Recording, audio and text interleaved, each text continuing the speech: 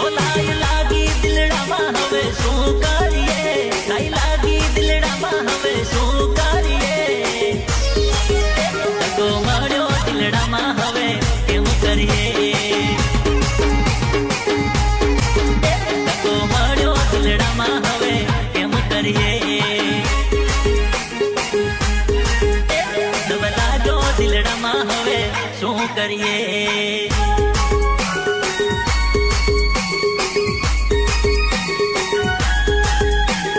પ્રસ્તુત કરે છે ભોલેનાથ ડિજિટલ નરેશ.